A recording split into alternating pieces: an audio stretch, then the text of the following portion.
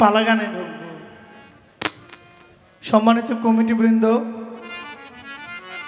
অনেক চিন্তা চেতনার পরে, অনেক ভাবনার পরে দুজনকে দুইটি রাস্তা দিয়েছেন। গাড়ি চলতে গেলেও একটা রাস্তার প্রয়োজন হয়। গান গাওয়ার জন্য শিল্পীদের একটি নিয়ম দেওয়া হয়, যেটাকে পালা বলা হয়। আর এই পালা গানটা বিগত যুগ যুগ ধরে হয়ে আসছে। আমি নিজেকে কখনো পালা গানের উপযুক্ত মনে করি না, কারণ পালা গান গাইতে যে জ্ঞানের দরকার, যে মেধার দরকার, সে যে শিক্ষার দরকার, তার কোনো কিছু আমার নাই। তবুও আমি আমার আল্লাহর কাছে সাহায্য চাই। তিনি আমাকে যতটুকু বলাবেন আমি ততটুকুই বলব। আমাকে দিয়েছেন এলমে নবুয়তের পালায় মুক্তা সরকার, তিনি গাইবেন বেলায়েতের পাল্লায়। দেওয়ালে রেপিট, দেওয়ালে রিপিট।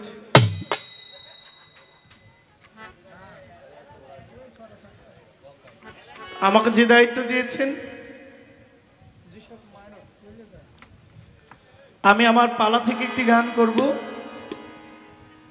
চেষ্টা করব কিছু আলোচনা রাখার জন্য।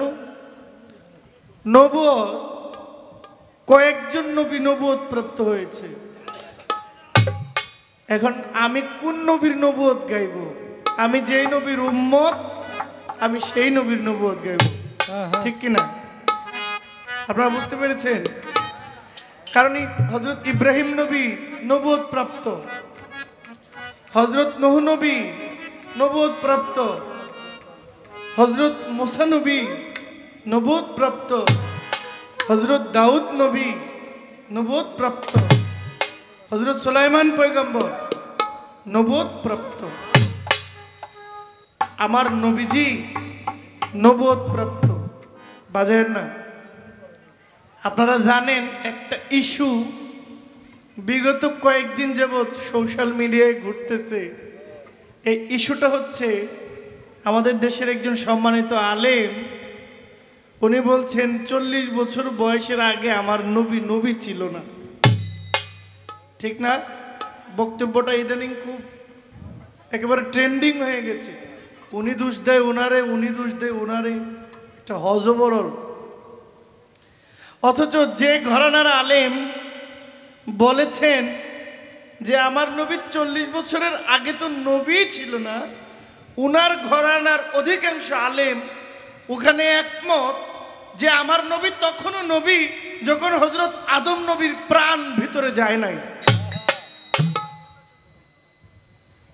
মানে কোন ঘরানার? আমি যে ঘরানার, আমার ঘরানার কিন্তু মুক্তা সরকার। কারণ আমিও বাউল, তিনিও বাউল, আমরা এক ঘরানার।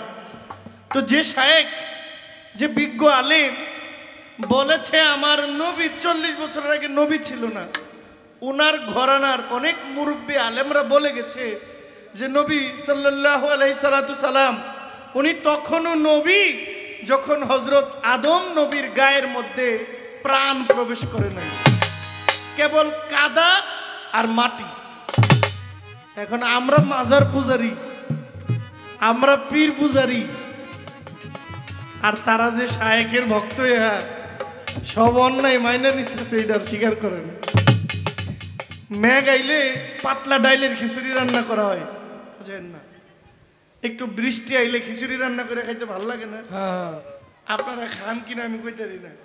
তাই আমি আমার মারে কই, আম্মা এমন পাতলা একটা খিচুড়ি করবেন গরম গরম, যেন হাত দিয়ে খাওয়ান যায় না, চামিচ দিয়ে খাওয়ান লাগে।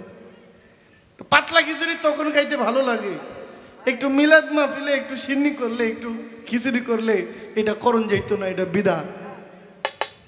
আমাদের মস্তিষ্ক, যাক আমি ওইটা নিয়ে কথা বলবো না। তবে যেহেতু আমার পালাটা নবুয়তে, আমার এই কথাগুলো না বললে হয় না। বুঝতে পেরেছেন আপনারা? তাহলে আমরা একটা গান শুনি।